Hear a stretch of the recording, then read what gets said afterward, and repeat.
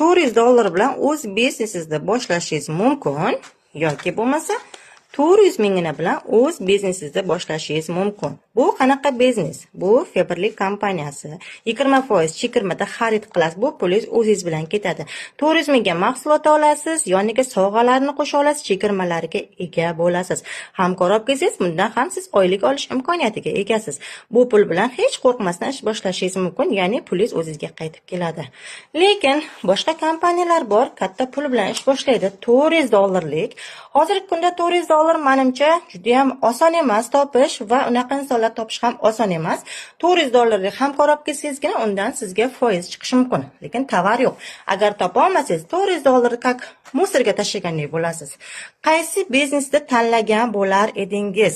O'zingiz bilmagan sohani biznesingizni, masalan, mana shunaqa summa bilan bemalol qo'rqmasdan boshlash imkoniyatiga ega